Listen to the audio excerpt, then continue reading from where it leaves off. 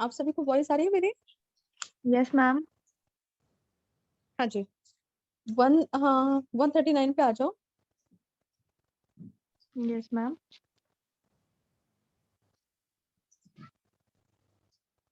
इसमें ये वाला जो फर्स्ट क्वेश्चन है, what is a language policy, what is the need of language policy and describe the development of language policy in India. इसको समझाइए गरिमा। Okay ma'am. सो ठीक है, और चित्रा आप लैंग्वेज एक्टिव हो जाइए, आप अनम्यूट कर लीजिए। Okay ma'am. Chitra? Yes ma'am, yes ma'am. हाँ जी। हाँ जी गरिमा, आप करिए। हाँ start. Yes ma'am. So language policy क्या है? लैंग्वेज पॉलिसी एक ऐसा डिसीजन या फिर प्रिंसिपल ऑफ एक्शंस है जिसके थ्रू हम एक लैंग्वेज को यूज करेंगे इन आवर करिकुलम, एजुकेशन और any field. Okay for ma'am, just second.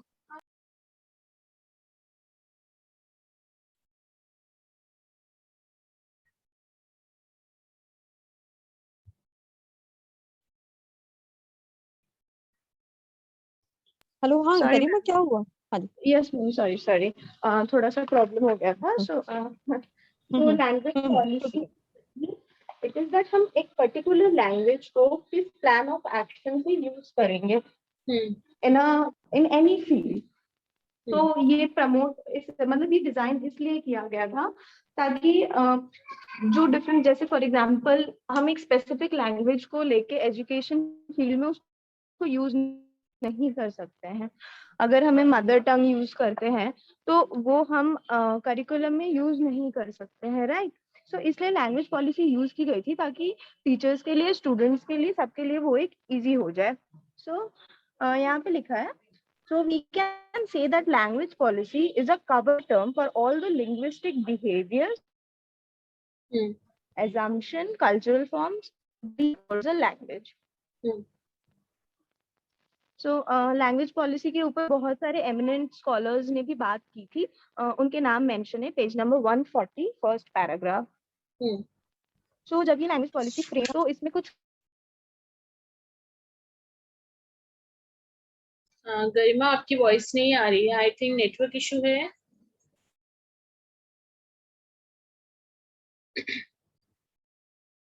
Garima, you are not Audible.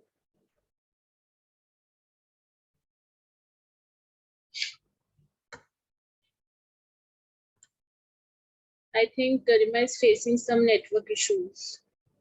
Is there anyone who wants to describe? हाँ, राविया हसन।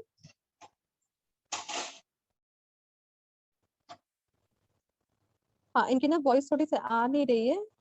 मुझे लगता है मैम नेटवर्क इश्यूज है।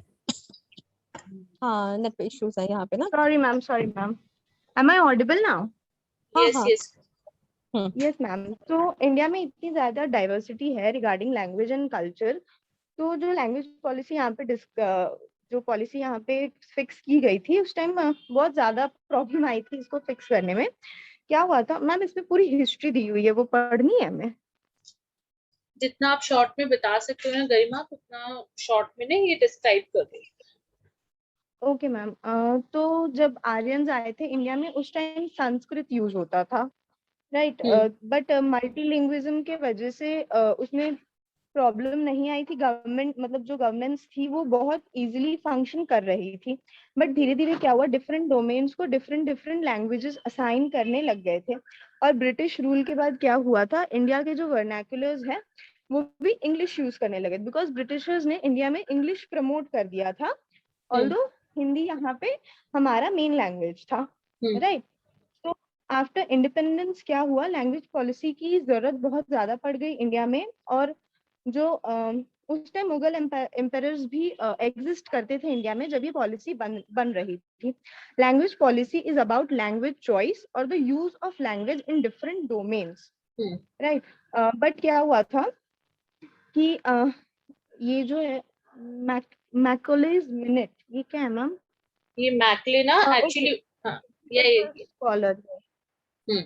Yes, he was a scholar. So उन्होंने बोला था, we must at present do our best to form a class who may be interpreters between us and the millions whom we govern. So उन्होंने ये बोला था कि हमें एक ऐसा फॉर्म करना है जो इंटरप्रेट कर सके हमारे बीच में, बाकी ऑडियंस के बीच में, राइट? तो क्या था, Indian in blood and color but English in taste, in opinion, in moral and in intellect. तो जब ब्रिटिश गवर्नमेंट थी इंडिया में तो यही चल रहा था कि हमारा ब्लड, कलर, कल्चर हमारा इंडियन था, बट जो हमारी लैंग्वेज पॉलिसी थी वो इंग्लिश थी, वो इंग्लिश में चल रही थी, राइट? सो क्या हुआ था कि उसके वजह से कॉन्फ्लिक्ट हो गई थी एंग्लिसिस्ट एंड ओरिएंटलिस्ट में, जिसको हम पोलराइजेशन ऑफ लैंग्वेज पॉलिसी बोलते हैं। ये लास्ट पैराग्राफ में दिया हुआ है। तो उस टाइम क्या हुआ, इंडियन लैंग्वेज पॉलिसी चेंज हुई और इंडियन नेशनल कांग्रेस ने देवनागरी लिपि को प्रमोट करने लग गए। हिंदी लैंग्वेज में जो लिखी जाती है देवनागरी लिपि, उसको प्रमोट करने लग गए। बट जो नेशनलिस्ट जो थे वो चाहते थे कि ब्रिटिशर्स से हमारी लैंग्वेज कम्पीट हो।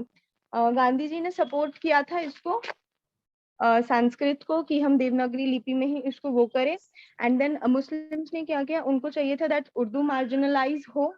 इसकी वजह से बहुत सारा कॉन्फ्लिक्ट आया था। सो जो मिडवे था उसको Hindustani as a common language pan India कर दिया गया। क्योंकि उसमें क्योंकि गांधी जी थोड़ा सा डर गए थे कि ये रिलीजन्स को लेके कोई राइट ना हो जाए, तो इस राइट तो उन्होंने हिंदी और उर्दू का, उनको ये था कि उन दोनों को मिलाकर अगर कुछ है तो हिंदुस्तानी एक मिडवे या लैंग्वेज जिसको हम यूज कर सकते हैं। Yes ma'am. सो 1947 में जब इंडिपेंडेंस मिली और जब कॉन्स्टिट्यूशन फॉर्मुलेट हुआ, उस टाइम क्या हुआ था, हमें लैंग्वेज एक चाहिए थी to convey ideas to our people, right?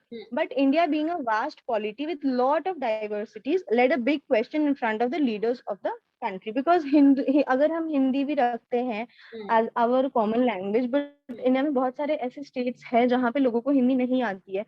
Not only states, ऐसे छोटे छोटे जो जगह है वहाँ पे लोगों को बस उनके कल्चर, उनकी जगह की लैंग्वेज आती है बेसिकली। So लीडर्स चाहते थे कि गवर्नमेंट जो ये लॉ पास करे उसमें ऐसी लैंग्वेज हो जो सब समझ पाए और उसके थ्रू इजीली कम्युनिकेट कर पाए। बट वो चाहते थे कि इंग्लिश ना रहे वो language. So this was the thing basically. तो उसके बाद क्या हुआ था, बहुत सारे रिपोर्ट्स और पॉलिसीज देखने के बाद, बहुत सारे मीटिंग्स के बाद एडॉप्शन हुई थी द सोवियत मॉडल की, जो लास्ट पैराग्राफ में दिया हुआ है इस क्वेश्चन के, the Soviet model of language policy. A report regarding the adoption of the Soviet model was given by the Secretary of the Commission, S.G. Barve, 1957 में, who warned against the borrowing of any model without adapting it, saying obviously no two cases in a field like this are exactly or even broadly similar. मतलब ma'am basically ये हुआ था कि जो Soviet model था language policy का, उसमें उन्होंने ये बोला था कि आप किसी और की पॉलिसी अडेप्ट मत करो if you can't use that. Like आप किसी और की मॉडल मत बोरो करो if you can't use that. So अगर आप कोई भी लैंग्वेज पॉलिसी बनाते हो उसके लिए you need experiences and various circumstances को नजर में रख के तब हमें एक पॉलिसी बनानी चाहिए, लैंग्वेज पॉलिसी। तो एट द एंड उसके बाद ये हुआ था, हिंदी हमारी नेशनल लैंग्वेज बनी थी। ये नेक्स्ट क्वेश्चन था। नहीं, हिंदी नेशनल लैंग्वेज नहीं बनी थी।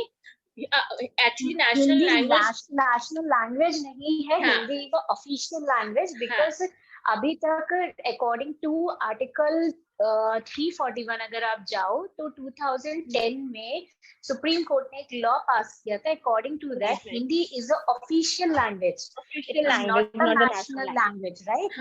Because it is starting line में लिखा है diversified country. India is a very diversified country. According to that we can't say even in fact कि India have a national language. No, क्योंकि अभी तक हम लोग ना रॉन्ग ही बताते हैं, क्योंकि हम ये बोलते हैं नेशनल लैंग्वेज क्या है हिंदी। तो अभी तक कोई नेशनल लैंग्वेज नहीं, सिर्फ हमारी ऑफिशियल लैंग्वेज हिंदी है and associate official language English है। तो हम तो हम उसको official language and you can say like a library language. Yes, and associate भी कहना शायद उतना अच्छा नहीं होगा जितना library word you can use.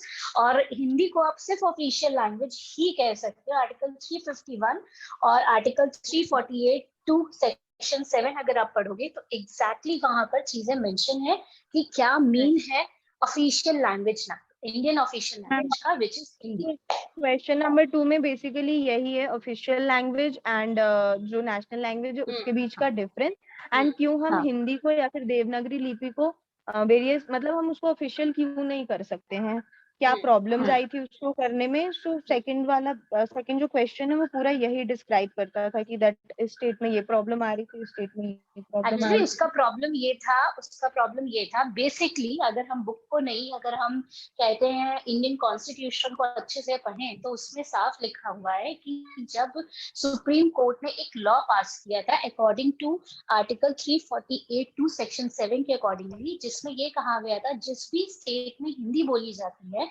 Why because Hindi is coming from the Devanagari लिपि, जिस भी स्टेट में हिंदी बोली जाती है वो सारे अपने हाई कोर्ट्स में हिंदी का यूज कर सकते हैं। अपने स्टेट के, एवरीबॉडी नोस कि हर स्टेट में एक हाई कोर्ट होता है, तो जो उनकी प्रोसीजर्स होते हैं उन प्रोसीजर्स की प्रोसेस में आप हिंदी का यूज करेंगे। लेकिन कुछ कहते स्टेट्स ऐसे हैं जैसे तमिलनाडु है और कहते कर्नाटक है, ये सारे स्टेट्स इस बात की इन्होंने मंजूरी नहीं दी थी और इन्होंने पिटीशन फाइल किया था जिसके अकॉर्डिंगली ये डिमांड कर रहे थे जिस तरह आपने बाकी स्टेट्स को उनकी रीजनल लैंग्वेज फॉलो करने दी है विच इज हिंदी, वैसे हमारी रीजनल लैंग्वेज फॉलो करनी दी जाए in the court procedures, specially in high court.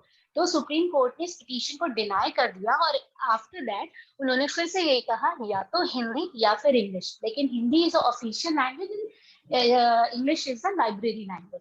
Still आज भी चाहे कंट्री का कोई भी गवर्नमेंट ऑफिस हो, आप वहां पर देखेंगे चाहे कोई भी गवर्नमेंट ऑफिस हो, चाहे वो सेंट्रल हो या स्टेट गवर्नमेंट हो या फिर अंडरटेकिंग हो, आप कहीं पर भी देखेंगे सारे प्रोसीजर्स हिंदी में होते हैं, जितनी भी हैंड राइटिंग्स होती है सारी हिंदी में होती है।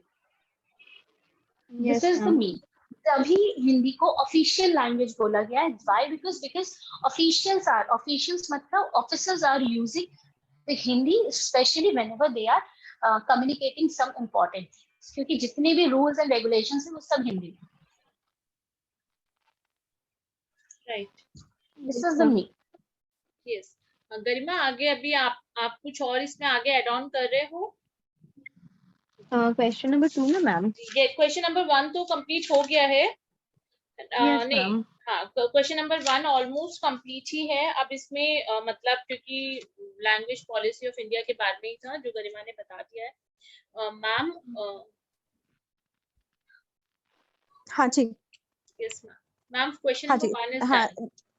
हाँ 1 हो गया, मतलब कि सेकंड भी ऑलमोस्ट सभी ने मतलब कि डिस्कस कर लिया, क्योंकि जो भी बता रहे थे उनके हिस्ट्री वगैरह हिंदी को लेकर ना, वो सेकंड में भी वही सारी चीजें हैं, है ना? Yes yes yes. हाँ जी, चलिए तो ऐसा करते हैं फिर। हाँ, तो डिस्क्राइब द लैंग्वेज। हाँ जी, हाँ जी, 140 पेज नंबर 142 पे एक वो है दैट नेशनल लैंग्वेज, किसी भी लैंग्वेज को नेशनल लैंग्वेज बनाने के लिए उसकी क्राइटेरियाज क्या है। तो I think that point is important, और अगर हम ये पॉइंट समझ जाएंगे फिर हमें प्रॉब्लम्स खुद ही समझ में आ जाएंगी क्यों हिंदी को नेशनल लैंग्वेज नहीं बनाया गया है till now.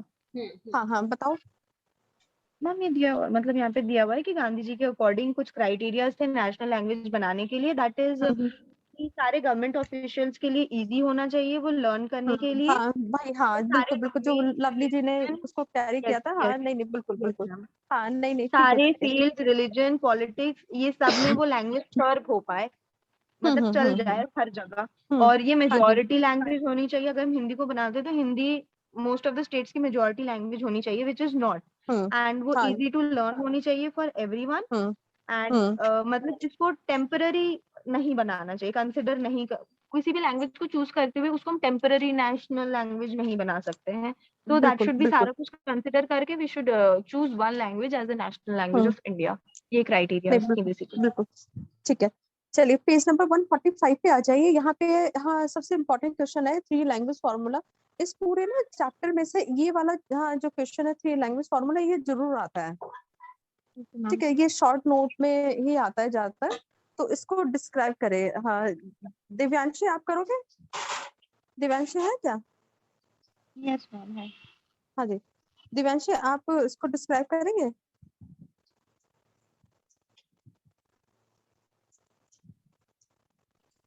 Divyanshi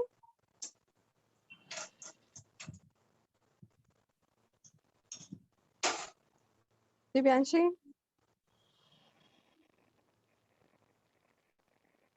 ma'am Divyanshi का मैसेज आया, शी कांट स्पीक हाँ हाँ राइट हाँ नाउ।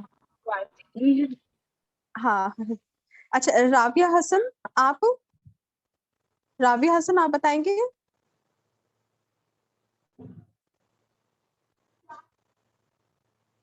राबिया हसन? चलो कोई दिक्कत नहीं, गरिमा आप ही बताइए इसको, ठीक है? फिर बाकी मैम हाँ चित्रा आप और लवली आप ना हाँ इनको देख लेना, ठीक है? कि कुछ ऐड करना हो, ठीक है? चित्रा आप ओके हाँ एक्टिव हो जाइए। अच्छा, और हाँ फिर उसके बाद फिर मैं एक दो क्वेश्चन और पूछ फिर बताती हूँ कि क्या कॉलेज से इंफॉर्मेशन आई थी, ठीक है? Okay.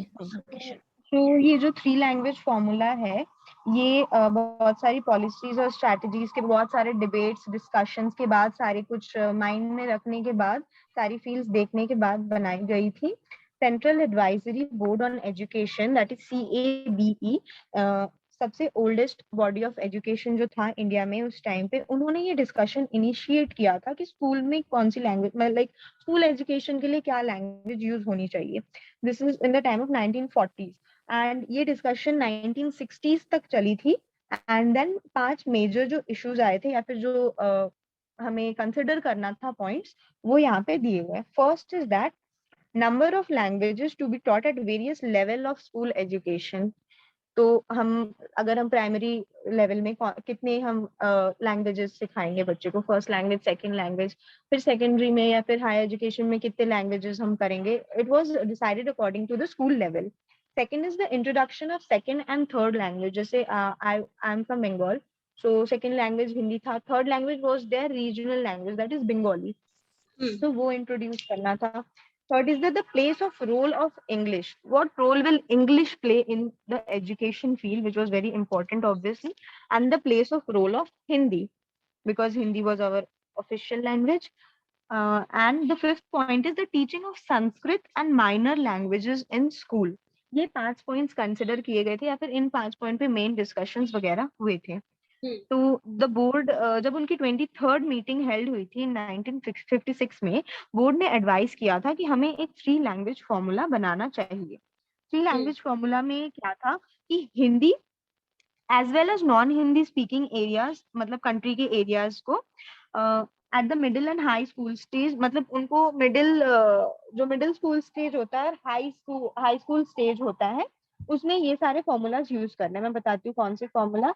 First is mother tongue और रीजनल लैंग्वेज, और a composite course of mother tongue and a regional language, a composite course of mother tongue and a classical language, a composite course of regional language और a classical language। तो basically ये था कि उनको क्या पढ़ाया जाएगा, या तो आप मदर टंग पढ़ाओ, या फिर आप वहाँ की रीजनल लैंग्वेज पढ़ाओ, ठीक है, या फिर आप mother tongue and regional language पढ़ाओ एक कॉम्पोजिट कोर्स करके, या फिर आप मदर टंग और एक क्लासिकल लैंग्वेज पढ़ाओ। क्लासिकल लैंग्वेज लाइक संस्कृत हम उसको कंसिडर कर सकते हैं, या फिर आप रीजनल लैंग्वेज और क्लासिकल लैंग्वेज पढ़ाओ। सो मतलब it is basically the combinations, right. Second जो था हिंदी और इंग्लिश। थर्ड जो था अ मॉडर्न इंडियन लैंग्वेज और a modern European language provided it has not already been taken under A and B above. मतलब A and B जो है, ए वाला था जो mother tongue, regional language, classical language, ये सारा, और बी हिंदी और इंग्लिश। उसके अलावा बोला गया था या तो एक मॉडर्न इंडियन लैंग्वेज या फिर मॉडर्न यूरोपियन लैंग्वेज पढ़ाया जाए, जो ये फर्स्ट 2 पॉइंट्स में अगर उसमें इंक्लूड नहीं हो रहा है। एंड सेकंड क्या था, जो सेकंड था एज अबव इंग्लिश और a modern European language, Hindi for non Hindi speaking areas, जो एरियाज में हिंदी नहीं, बच्चों को नहीं आता है, छोटे गांव वगैरह में, वहां पे हिंदी पढ़ाने को बोला गया था। और जहाँ पे हिंदी स्पीकिंग एरियाज है वहां पे कोई एक मॉडर्न इंडियन लैंग्वेज सिखाने को बोला, लाइक पढ़ाने के लिए बोला गया था। तो इसके बाद क्या हुआ, sorry for interrupting Garima, that means according to above discussion, मतलब जो चल रहा है उसके हिसाब से हम ये कह सकते हैं कि 3 फॉर्मूला का मतलब है, first is a mother tongue और regional language, second is English and third is any foreign language, right.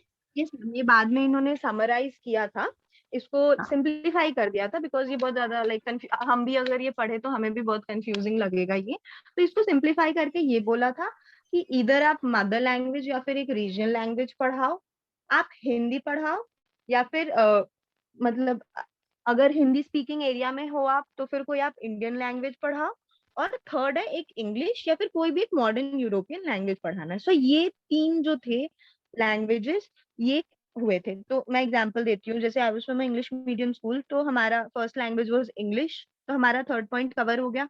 My second language was Hindi, so मेरा सेकंड पार्ट भी कवर हो गया। My third point is my third language was my regional language, that was Bengali at that time. So मेरा ये तीनों जो policy था, तीनों जो 3 लैंग्वेज फॉर्मूला था, ये कवर हो गया था हमारे स्कूल में। सो हम एजुकेशन फील्ड में ये 3 लैंग्वेज फॉर्मूला ही उसके बाद से कंसिडर किया गया था। This is basically the 3 language formula. इसके बाद इंग्लिश में किसी मैं पढ़ाऊँ पहले। हाँ हाँ, एक मिनट। नहीं नहीं नहीं, ठीक है ठीक है, ये वाला हो गया है। देखो एक्चुअली क्या है कि समझने के लिए बहुत इजी भी है, और हम अगर कंफ्यूज होंगे तो वो कंफ्यूजिंग भी है। सिंपल, बहुत सिंपल है कि first language any mother tongue और रीजनल लैंग्वेज जिस भी स्टेट का या बच्चा है उसके अकॉर्डिंग। सेकेंड लैंग्वेज इज, अगर हिंदी स्पीकिंग स्टेट है तो ऑब्वियसली फर्स्ट लैंग्वेज में हिंदी ऑलरेडी कवर्ड हो गई है, तो अब हिंदी स्पीकिंग स्टेट में बच्चा हिंदी नहीं ले सकता, तो वो या तो इंग्लिश लेगा या फिर कोई और मॉडर्न लैंग्वेज लेगा। और अगर नॉन हिंदी स्पीकिंग स्टेट है तो ऑब्वियसली फर्स्ट लैंग्वेज उसकी पर्टिकुलर रीजनल लैंग्वेज रही होगी, तो हिंदी वहां कवर नहीं हुई है, तो अब बच्चा यहाँ पे नॉन हिंदी स्पीकिंग में हिंदी और इंग्लिश ले सकता है, सेकंड लैंग्वेज में दोनों में से कोई एक।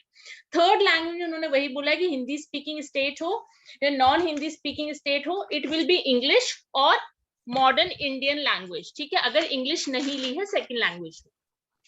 एम आई राइट? नहीं, यहाँ पर आप एकदम सही हो चित्रा। जो आपने अभी लास्ट बोला, that is in second point. The third point is, जो थर्ड लैंग्वेज की बात हो रही है, दैट इज इंग्लिश और modern European language. First is a regional mother tongue, you are correct. Hindi speaking states it says Hindi is the first language, otherwise mother tongue or a regional language. Second is Hindi or English, या हिंदी और English, और Hindi in that situation जहां पर Hindi speaking states नहीं है। If you are taking a Tamil Nadu, तो तमिलनाडु में Tamil is the first language and Hindi is the second language, and third language is English और अदर यूरोपियन लैंग्वेज। हाँ, मैं वही बता रही हूँ कि थर्ड वाले में आपने अगर पहले इंग्लिश नहीं लिया है, then in third language you can take any English language, you can take English language और एनी, मैंने शायद यूरोपियन की जगह इंडियन बोल दिया था, तो modern European language you can take in third language. ठीक है, तो this is the 3 language formula. Okay, so it is all about, बहुत इजी वे में हम इसे मतलब समझ लेंगे, बहुत ज्यादा कंफ्यूज होने की जरूरत नहीं है। इन केस फिर भी अगर किसी को कोई कंफ्यूजन हो तो आप अभी भी पूछ सकते हो, है ना, और अदरवाइज फिर जब नेक्स्ट क्लास होगी हम उसमें भी उसको मतलब पूछ लेंगे। आप ग्रुप में डाल देना, तो उससे होगा ये कि कोई भी नेक्स्ट क्लास में स्टार्टिंग में वही ले लेगा। नहीं बिल्कुल चित्रा, ये बता बहुत ही इजी है जो आपने 3 लैंग्वेज, आपने लवली ने, गरिमा ने जो डिस्कस किया। ठीक है, इसको ना एक ऐसे भी कर सकते हो कि गरिमा चाहे आप ही कर देना, उसको ना एक राइटिंग में लिख ले लेना, ठीक है ना, और उसके ऊपर क्लिक करके ना उसको डाल देना। और फिर जैसे चित्रा आप वो बनाते हो ना, आप अपना वीडियो बनाते हो, यस यूट्यूब चैनल है आपका, है ना, तो उसमें भी ना एक मतलब कि एक पिक्टोरियल वे में उसको थोड़ा सा डिस्क्राइब कर मतलब ये लोग कर देंगे, तो आप उसको डाल देना। हाँ, मैं उसकी पिक्चर डाल दूंगी, है ना, तो ये बिल्कुल सही है। चलिए, अच्छा, the role and the place of English, इसको भी कंटिन्यू कर दो गरिमा। ओके मैम, सो जैसे लवली मैम ने बताया कि इंग्लिश को हमारा एसोसिएट ऑफिशियल लैंग्वेज कंसिडर नहीं, मैं ये बोल रही थी ऑफिशियल नहीं, लाइब्रेरी लाइब्रेरी लैंग्वेज उस टाइम पे किया गया था। तो बहुत वो हुआ था कि हिंदी को हमारा बनाया जाए national language and all that thing, but और इंग्लिश को टोटली एबॉलिश कर दिया जाए, बट ये नहीं हुआ। हाउएवर ग्रांट कर दिया गया था एसोसिएट ऑफिशियल लैंग्वेज का स्टेटस, बट फिर भी क्या हुआ था, इंग्लिश डोमिनेट कर रहा था in the field of higher education. और ये कैसे हुआ, मतलब इसके क्या प्रूफ्स हैं। तो एक स्टडी हुआ था जिसमें ये पता लगा था दैट इंडियन एजुकेशन सिस्टम में टोटल 75 डिफरेंट लैंग्वेजेस यूज होते हैं, कंसिडरिंग ऑल द 3 लैंग्वेजेस जो हमने ऊपर पढ़े 3 लैंग्वेज फॉर्मूला में। एंड देन ये था कि इंस्ट्रक्शन इंस्ट्रक्शंस के लिए 31 डिफरेंट लैंग्वेजेस यूज होते हैं। Third point is English 32 states के किसी ना किसी curriculum, 32 states and union territories में किसी ना किसी करिकुलम में इंग्लिश जरूर पढ़ाया जाता है। And then fourth point was the percentage of school teaching English as first language doubled between 1993 and 2002 from 5% to 10% in primary school और 7% से 13% in upper primary school। मतलब ये था कि 1993 से लेके 2002 के बीच में फर्स्ट लैंग्वेज इंग्लिश जो स्टेट्स पढ़ा रहे थे उनका परसेंटेज कैसे बढ़ा। प्राइमरी स्कूल के लिए 5 से 10% हो गया, मतलब 5% बढ़ गया, और जो अपर प्राइमरी स्कूल था उसमें 7 to 13% हो गया, उसमें भी 5% बढ़ोतरी हो गई। देन फिफ्थ पॉइंट इज कि इंग्लिश को बहुत सारे स्टेट्स में सेकंड लैंग्वेज ऑफर किया जा रहा था। कोई भी किसी और भी लैंग्वेज को इतना ज्यादा सेकंड लैंग्वेज ऑफर नहीं किया जा रहा था जितना इंग्लिश को किया जा रहा था। After that 30 out of 35 states 33 states ने ऑफर किया इंग्लिश को as a medium of instruction. मतलब ये किसी भी और लैंग्वेज से ज्यादा इंग्लिश को ऑफर किया जा रहा था। This shows how English was dominating over our Hindi language और how English was dominating in the field of education.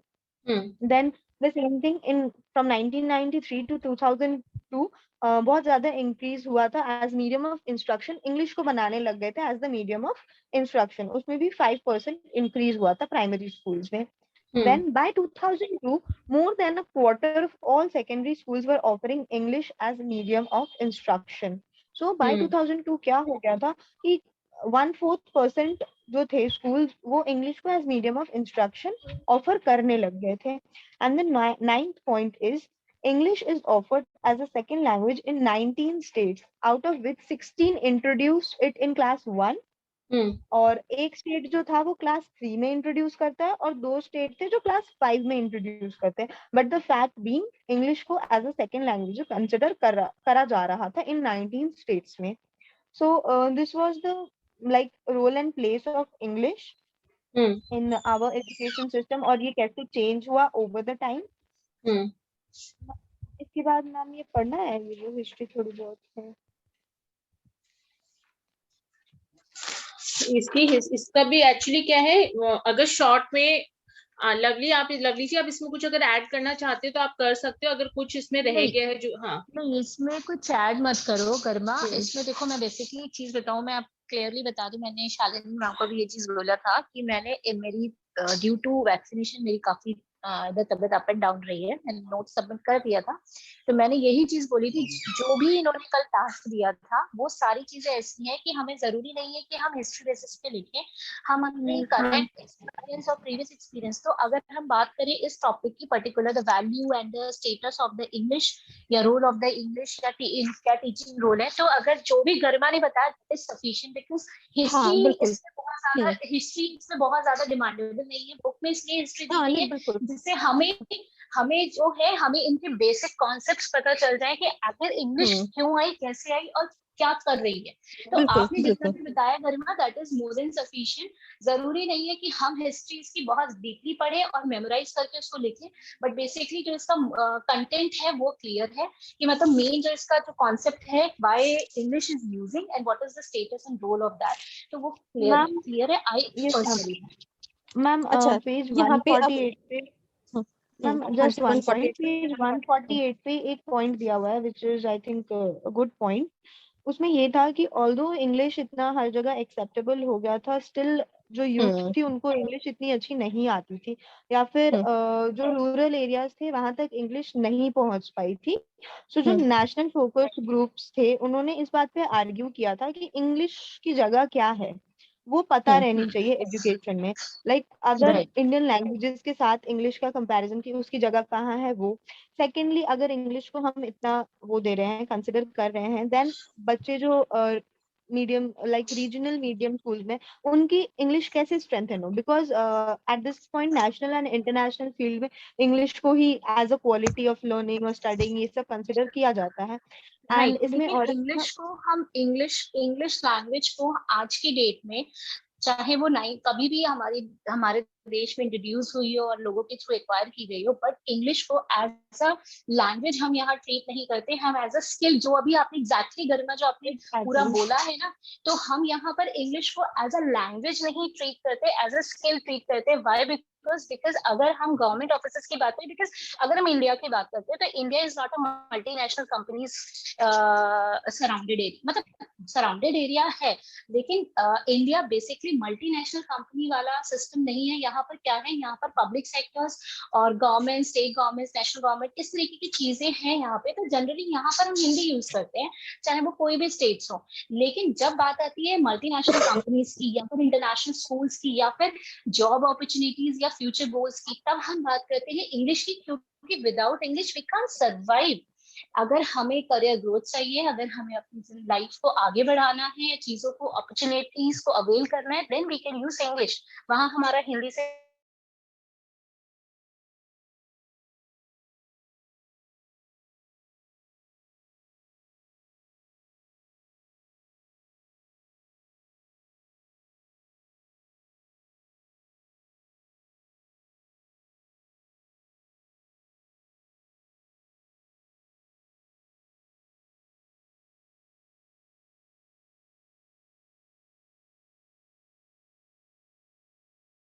वो लोग यहाँ,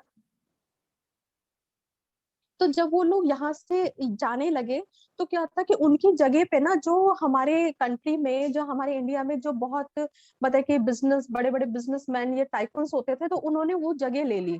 ठीक है, अच्छा अब क्या हुआ कि फिर उसके बाद उन्होंने हाँ एडमिनिस्ट्रेशन भी बनाया हुआ था, तो वहां पे इंग्लिश में सारा काम होता था। तो अच्छा अब क्या हुआ कि जो इंडियन जिनको हिंदी नहीं आती थी, ये इन्फ्लुएंस बता रही हूँ कि हमारे कंट्री में इंग्लिश का क्यों इतना ज्यादा मतलब इन्फ्लुएंस हो गई।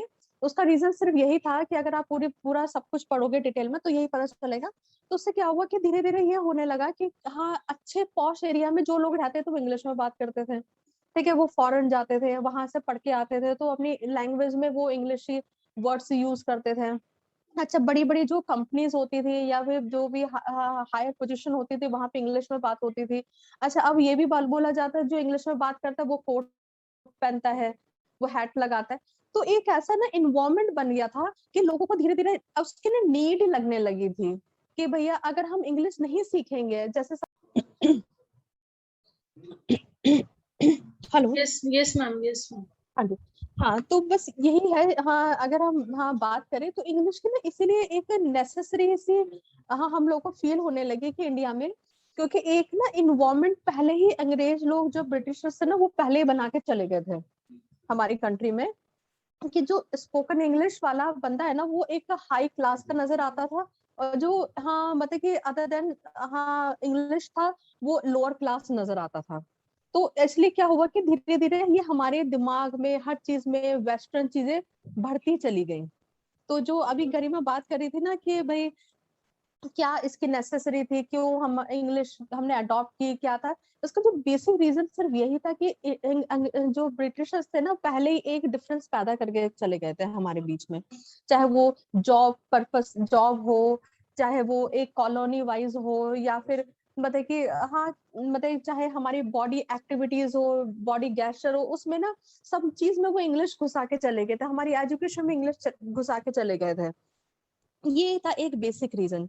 चलो गरिमा ये बताओ कि हाँ what is Okay. Difference between syllabus and curriculum? Syllabus is in regard of a subject. चित्र आप कि एक्टिव हो बच्चे को जाओ, क्या-क्या ठीक है। Sure ma'am, sure. syllabus is ये basically in regard to a subject कि क्या-क्या पढ़ाया जाना चाहिए, chapters and क्या cover करना चाहिए in term of education. But curriculum is a whole process of educating a child. Curriculum में सिर्फ एक particular syllabus या फिर वो, it is a way of teaching also. So I think this is the basic and the most easiest difference. मुझे यही लगता है। कोई और इसमें पॉइंट्स ऐड करना चाहो, क्योंकि इसमें छोटे छोटे से अगर हम देखें तो काफी पॉइंट्स होते हैं, जैसे कि अगर हम पर्पस देखें इसका सिलेबस का, तो सिंपली इसका पर्पस होता क्या है कि इसमें स्पेसिफिक इंस्ट्रक्शंस होती हैं, एक्टिविटीज होती हैं, स्केड्यूल होता है हमारे पर्टिकुलर सब्जेक्ट का, है ना। और हम करिकुलम की बात करते हैं तो करिकुलम में कंटेंट का प्लान होता है कि हम कैसे इस लेसन प्लान को करने वाले हैं, उसकी मैथोडोलॉजी क्या होगी, है ना। मतलब पर्टिकुलरली जो भी हम कंटेंट या टॉपिक पढ़ाने वाले हैं या जो भी हम कोर्स कर रहे हैं उसकी मैथोडोलॉजी क्या होगी। करिकुलम थोड़ा वाइड होता है, सिलेबस हमारा थोड़ा नैरो होता है ना। और बेसिक अप्रोच कह सकते हैं कि क्या कहते हैं, टीचर की जो अप्रोच होती है वो केवल ये नहीं होनी चाहिए कि लैंग्वेज का use only for the understanding. उसका यूज जो है वो बहुत वास्ट होता है। लैंग्वेज केवल अंडरस्टैंडिंग के लिए नहीं होती है, लैंग्वेज इसलिए भी होती है जिससे कि हम अपनी फीलिंग्स को उस हद तक शेयर कर सके जिससे हम अपने कंफ्यूजन को या फिर प्रॉब्लम सॉल्विंग बन सके, पहली चीज। दूसरी चीज, हम अपनी मदर टंग को इम्प्लीमेंट कर सके, क्योंकि बहुत बार होता क्या है कि लोग मदर टंग को यूज करने में नहीं लवली, आप यहाँ पे आप आउट ऑफ ट्रैक हो गया। एक्चुअली क्या है कि मैंने पूछा है सिर्फ करिकुलम और सिलेबस में difference. Okay okay okay okay हाँ ठीक है, मैंने सिर्फ पूछा है करिकुलम क्या होता है और सिलेबस क्या होता है, क्योंकि हम लोग जैसे टीचर हैं। मैंने क्वेश्चन नहीं किया। हाँ ठीक है, तो हमें बस ये डिफरेंस देखना है, बताना है कि क्या है करिकुलम क्या है। क्योंकि कई बार हम बात करते हैं स्कूल में, यहाँ का करिकुलम बहुत टफ है, यहाँ का करिकुलम बहुत इजी है, ठीक है, आईसीएसई का करिकुलम बहुत ही ज्यादा टफ होता है, मतलब ऐसी हम बातें करते हैं। तो इसका मतलब क्या है करिकुलम। फिर कई बार हम बात करते हैं इस एग्जाम में ना ये वाला सिलेबस आ रहा है, एक्चुअली क्या तो इस तरह की हम बात करते हैं, वो क्या है। हाँ, सिलेबस बेसिकली एक पर्टिकुलर सब्जेक्ट को लेकर होता है कि अगर हम खाली अगर सब्जेक्ट की इंडिविजुअली बात करेंगे तो वो बेसिकली सिलेबस कवर करता है। करिकुलम की बात करते हैं तो ओवरऑल सारे सब्जेक्ट को मिलाकर कि मतलब किसी स्कूल में कौन सा करिकुलम चल रहा है, तो वो curriculum is the overall content basically taught in an any educational system. Curriculum और सिलेबस में एक डिफरेंस ये भी हो सकता है कि कैरिकुलम जब हम बात करते हैं सिलेबस की, तो हम अगर किसी कंटेंट या सब्जेक्ट या किसी टॉपिक की बात करें तो उस टॉपिक में हम और क्या क्या कैरिकुलम, जब हम बात करते हैं एक्स्ट्रा कैरिकुलम, या हम उसमें और क्या क्या चीजें ऐड कर सकते हैं, या फिर हम ये भी कह सकते हैं कैरिकुलम का मतलब है सब्जेक्ट्स तो है ही, जैसे Hindi, English, math, science, social studies, ये तो है ही। इनके अलावा क्या एक्स्ट्रा बेनिफिट्स है एजुकेशन से रिलेटेड, अगर बच्चा इंटरेस्टेड नहीं है इन सब्जेक्टिव इश्यूज में, तो अगर वो इन सब्जेक्ट्स में इंटरेस्टेड नहीं है, इंग्लिश, साइंस, मैथ्स पढ़ने में, तो वो स्पोर्ट्स में जा सकता है, या लाइब्रेरियन बन सकता है, या म्यूजिक ऑप्ट कर सकता है, या as a good fine art कर सकता है। तो these are the included in curriculum. अब जैसे बताइए, अच्छा अभी आपने करिकुलम वाला कोई पढ़ी है? अभी करिकुलम की कोई बुक पढ़ी थी इस समय आपने? मैम करिकुलम तो हमारा अभी लैंग्वेज अक्रॉस करिकुलम ये वाला चल ही रहा है ना। करिकुलम से रिलेटेड कोई बुक पढ़ी है अभी? नहीं, अभी रिसेंट तो कोई बुक नहीं पढ़ी है कैरिकुलम। नहीं, अच्छा हाँ, करिकुलम के शायद सेकंड ईयर में है। नहीं ठीक है, वो सेकंड ईयर में आएगा। उसमें देखो, उसमें ये भी होता है, मतलब करिकुलम डेवलप जो करा जाता है ना, वो एक ना बड़े इंटेलेक्चुअल जो पीपल होते हैं या फिर बड़े हाई प्रोफाइल जो गवर्नमेंट और एडमिनिस्ट्रेटिव एक्सपीरियंस लोग, उनको बिठा के करिकुलम बनाया जाता है। Right ma'am, right. क्योंकि ना उसमें ना ये भी देखा जाता है कि बच्चे का जो एज होगी, ठीक है, उसका मेंटल स्टेटस क्या होगा उस समय, उसके हिसाब से करिकुलम बनाया जाता है। जैसे कि मैंने ना एक बार बहुत पहले पढ़ा था, जो बीए करते हैं वो कहा जाता है कि ग्रेजुएशन क्यों कराया जाती है ना। तो वो कहते हैं ग्रेजुएशन कराने के बाद ना हम मैच्योर हो जाते हैं, ठीक है, एक बच्चे से ना एक मैच्योरिटी पे आ जाते हैं। ग्रेजुएशन का सिलेबस टाइप का होता है, तो वही चीज है कि वो इस हिसाब से करिकुलम डेवलप किया जाता है। और ये बहुत इंपॉर्टेंट होता है। जैसे एनसीईआरटी, नहीं, अब जैसे एनसीईआरटी करिकुलम डेवलप करती है ना, वो बताती है कि हाँ सीबीएसई है, हाँ एनसीईआरटी बुक्स जो निकालते हैं वो एक करिकुलम डिजाइन करते हैं, ठीक है। तो इसमें ना बहुत सारी चीजें हैं। हाँ चलिए आप डिस्कस कीजिए, मैं तो बस थोड़ा सा बताया था, मैं चाह रही थी कि आप लोग डिस्कस करो ताकि आपको बहुत अच्छे से समझ में आए। करो बेसिकली हाँ, अकॉर्डिंग टू मी सिलेबस क्या होता है, ईयर टू ईयर चेंज होता है। जैसे कि अगर हम ग्रेजुएशन की ही बात करें तो फर्स्ट ईयर का सिलेबस हमारा कुछ और होगा, सेकंड ईयर का कुछ और, थर्ड ईयर का। बट करिकुलम क्या होता है, वो लॉन्ग लास्टिंग होता है। अगर हम बात करें तो पूरा 3 इयर्स का कौन सी यूनिवर्सिटी कौन सा करिकुलम फॉलो कर रही है, या अगर हम स्कूल की बात करें तो स्कूल में सीबीएसई जैसे चला, किसी में सीबीएसई है, किसी में आईसीएसई, मतलब एक वो ये कह रहे हैं कि लॉन्ग लास्टिंग वाला जो प्रोसेस होता है वो करिकुलम होता है। सिलेबस इज लाइक कि एक पर्टिकुलर ईयर तक के लिए, एक पर्टिकुलर टाइम पीरियड तक के लिए आपका चलता है ना। और वही मैम ने जैसे बताया कि इंटेलेक्चुअल पर्सन्स जैसे गवर्नमेंट डिपेंड करता है कि कौन सा करिकुलम किस सब्जेक्ट के लिए, कोर्स के लिए बनाया जा रहा है। तो एडमिनिस्ट्रेशन है, यूनिवर्सिटीज हैं, कॉलेज हैं, कौन बैठकर वो लोग वो करिकुलम प्रिपेयर करेंगे, है ना। और सिलेबस क्या होता है कि सिलेबस हमारे जनरली स्कूल्स भी कई बार सिलेबस में चेंज कर लेते हैं कि भाई चलिए एनसीईआरटी ने तो इस क्लास के लिए ये बनाया था। अब हम जैसे कोरोना की बात करते हैं तो अभी में क्या हो गया, अब उन्होंने बोला कि 30% सिलेबस आपको डिडक्ट करना है, ठीक है, क्योंकि इतना हम ऑनलाइन में नहीं पढ़ा सकते। तो as per the school choice अब सब स्कूल ने अपने अपने अकॉर्डिंग अपना सिलेबस कट ऑफ कर लिया कि 30% करना है। तो अब उन्हें अपने अकॉर्डिंग जब प्लानिंग करी तो सब्जेक्ट मतलब सिलेबस उसमें से डिडक्ट कर दिया। तो बेसिकली यही डिफरेंस है इसमें। और कुछ अगर आप लोग और कोई कुछ और ऐड करना चाहता है तो आप लोग इसमें प्लीज कर दो, तो ये वाला टॉपिक आपका अच्छे से क्लियर हो जाएगा।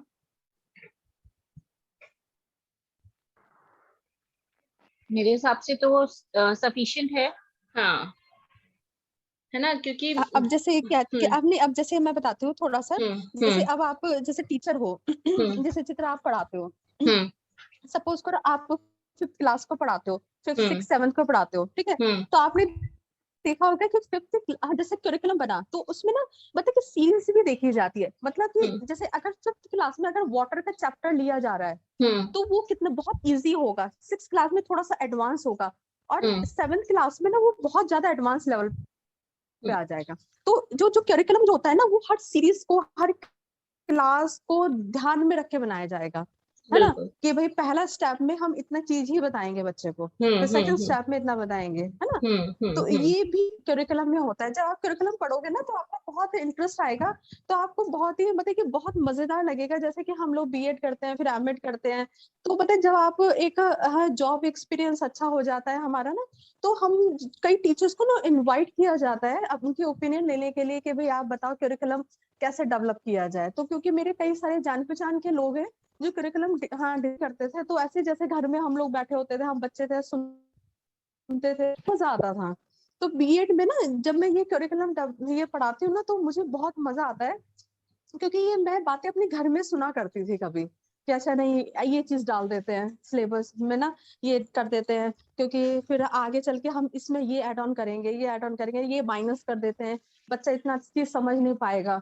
तो मेरे एक रिलेटिव थे, हाँ मतलब है भी अभी, तो वो मेरी मामी जी थी, तो वो एनसीईआरटी में करिकुलम डिजाइन करते थे। तो हम छोटे थे तो हम जाते थे तो उनसे मुंह से सुना करते थे सारी बातें। तो बस मैं यही चाहती हूँ कि आप ये सब चीजें अच्छे से पढ़े, ताकि आप लोग का भी जब कल को जॉब एक्सपीरियंस अच्छा होता है तो कल को आप लोगों को भी इनवाइट किया जाए। ये सब चीजें डेवलप करने में बहुत मजेदार होती हैं सारी चीजें ना। ओके मैम, बस यही बता रहे थे, ठीक है। तो अब Yes, क्लास ma'am. को एंड करते हैं, ठीक है, फिर कल हम लोग इस पर डिस्कस करते हैं।